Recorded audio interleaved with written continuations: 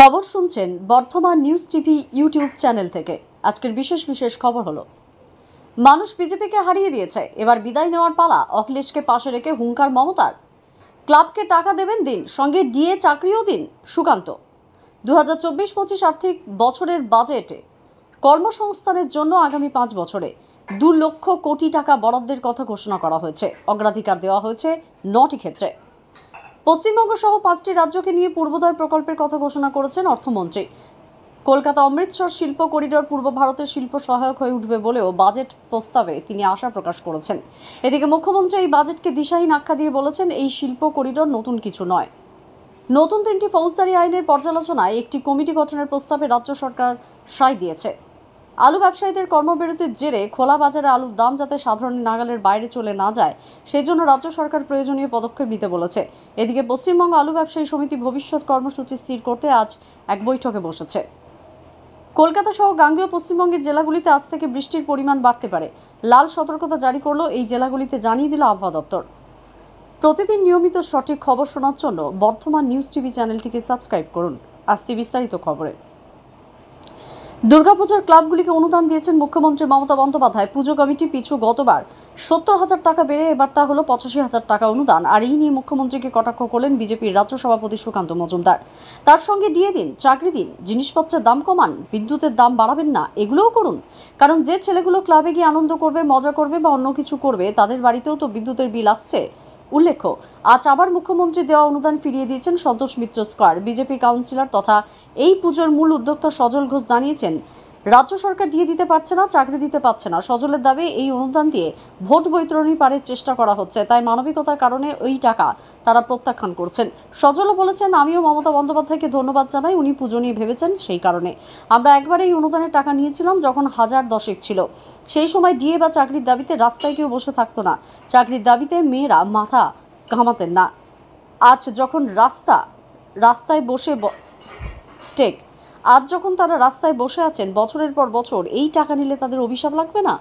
2024-25 আর্থিক বছরে সাধারণ বাজেটে কর্মসংস্থানের জন্য আগামী 5 বছরে 2 লক্ষ কোটি টাকা বরাদ্দের কথা ঘোষণা করা হয়েছে। অর্থমন্ত্রী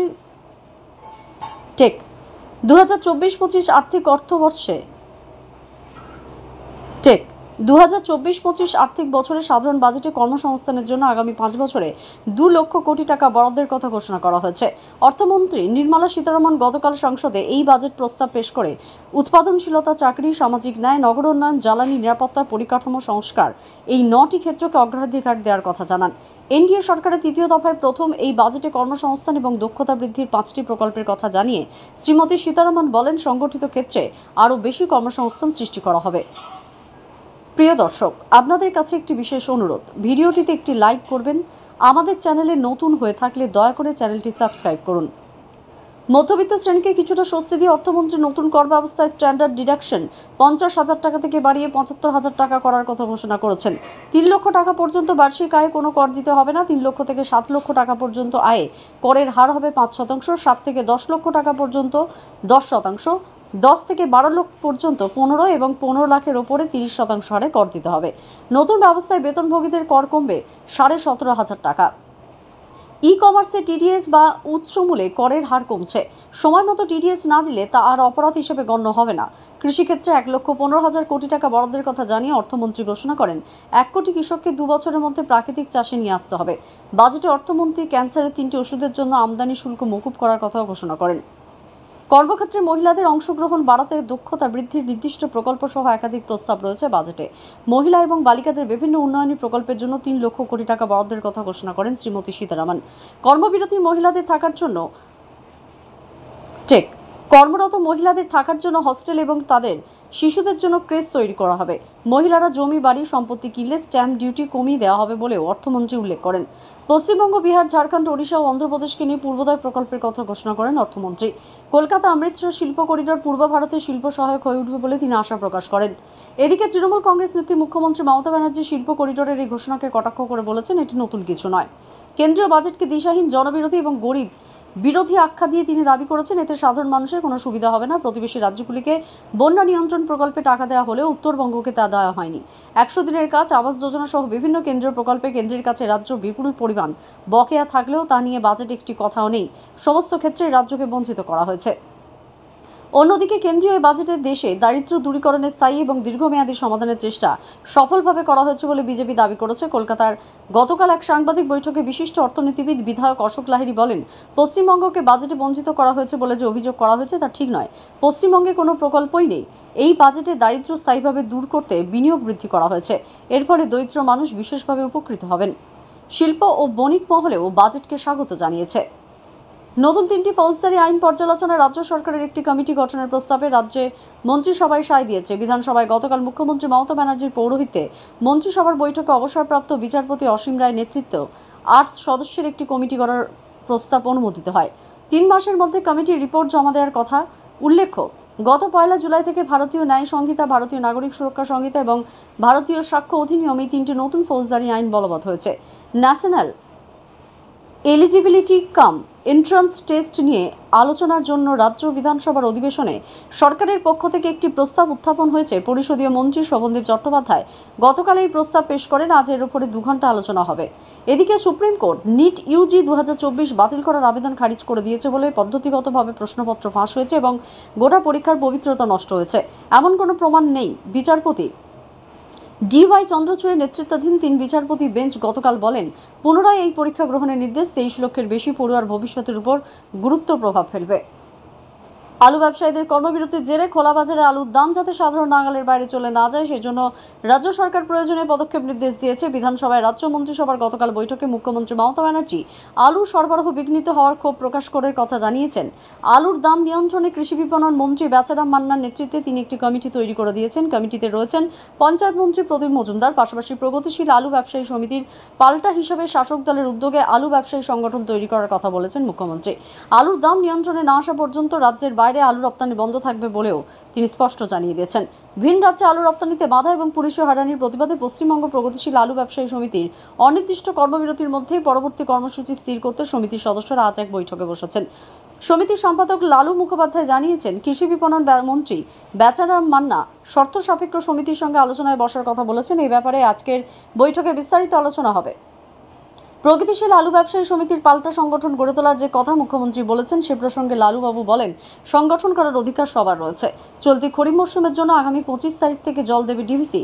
এর ফলে 2 বর্ধমান, বাঁকুড়া, হাওড়া এবং হুগলির মোট 82,000 একর জমি সেচের আওতায় আসবে। চাষের জল বন্টন নিয়ে বর্ধমান ডিভিশনের কমিশনার পৌরোহিত্যে গতকাল পূর্ব বর্ধমান জেলাশাসক দপ্তরে এই 5 জেলার আধিকারিকদের নিয়ে একটি উচ্চ পর্যায়ের বৈঠক হয়। বৈঠকে পূর্ব বর্ধমানের জেলাশাসক, জেলা পরিষদের সভাধিপতিরা উপস্থিত ছিলেন। বৈঠকে স্থির হয়েছে 25 জুলাই থেকে প্রথম দফায় 15 দিন 18,000 ফিট জল দেবে ডিভিসি। পরবর্তী পর্যায়ে বৃষ্টিপাতের ঘাটতি থাকলে আরও জল দেওয়া হবে। বেশি বৃষ্টি হলে সামঞ্জস্য রেখে জল ছাড়াই সহযোগিতা করবে ডিভিসি। পূর্ব বর্ধমানের জেলা সভাধিপতি শ্যামাপ্রসন্ন লোহার জানিয়েছেন, এবারে এখনও পর্যন্ত বৃষ্টিপাতের ঘাটতি রয়েছে 46%। ফলে বীজতলা তৈরি হলেও জলের অভাবে আমন ধান রোপণের কাজ করতে পারছে না কৃষকরা। ডিভিসির ছাড়া জলে 5টি জেলার 42টি ব্লকের চাষির উপকৃত হবেন। পূর্ব বর্ধমান জেলার 19টি ব্লকের জল পাবে। জুলাইয়ের 3য় সপ্তাহ হয়ে গেলেও জেলায় আমন ধান রোপণের হয়েছে মাত্র 6% জমিতে। পাশাপাশি জেলা সভাধিপতি বলেন, বৈঠকে পরিষ্কার জানিয়ে দেওয়া হয়েছে জেলা না যেন ছাড়িয়ে টেক। পাশাপাশি জেলা সভাধিপতি বলেন, বৈঠকে পরিষ্কার জানিয়ে দেওয়া হয়েছে জেলা না জানিয়ে কোনোভাবেই জল ছাড়া না হয়, কারণ হঠাৎ করে জল ছাড়া হলে নিচু এলাকায় প্লাবিত হয়ে যায়। প্রথমে টানা 15 দিন জল ছাড়ার পর পরিস্থিতির উপর নির্ভর করে পরবর্তী সিদ্ধান্ত নেওয়া হবে। এখন শুনবেন আবহাওয়ার খবর।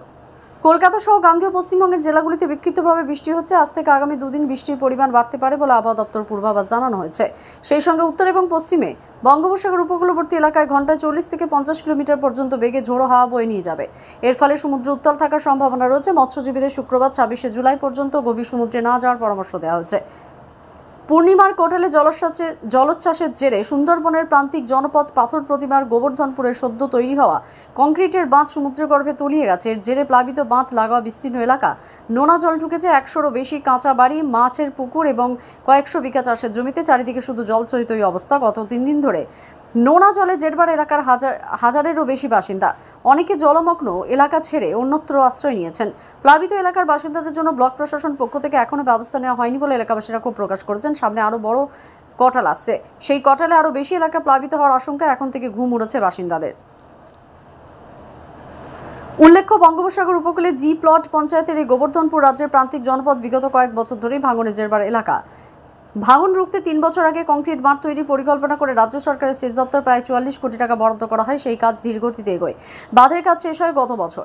এবার সেই কংক্রিটের বাঁধের কাজ 1200 মিটার ধুয়ে মুছে সাফ হয়ে গিয়েছে। সমুদ্র ও লোকালয় মিলেমিশে একাকার। জোয়ারের জল ঢুকেছে, বের হচ্ছে। বাঁধ নির্মাণে দুর্নীতি এবং পরিকল্পনা ত্রুটি নিয়ে সরব হয়েছেন এলাকার দুর্গত বাসিন্দারা। এদিকে শাসক দলের পক্ষ থেকে নতুন বাঁধ তৈরির আশ্বাস দেওয়া হয়েছে। বিষয়টি মুখ্যমন্ত্রীর নজরে আনা হয়েছে বলে পাথর প্রতিমা পঞ্চায়েত সমিতির কর্মাধ্যক্ষ সৌরভ দাস জানিয়েছেন। উত্তর 24 পরগনার ইছাপুরে গঙ্গায় স্নান করতে গিয়ে গতকাল বিকালে এক ব্যক্তি তলিয়ে যান। 53 বছরের নির্মল কুমার দাস বাদামতলার বিশ্বাস ঘাটে স্নান করতে নামেন। তিনি মাঝে মধ্যে গঙ্গায় স্নান করতে যেতেন, কিন্তু সাঁতার জানতেন না। ডুবুরি নামানোর কথা হলেও কোনো তার সন্ধান পাওয়া যায়নি। বাড়িতে নেমেছে শোকের ছায়া। খবর শুনছেন বর্তমান নিউজ টিভি থেকে। খবর আজকের মতো এ পর্যন্তই। ধন্যবাদ।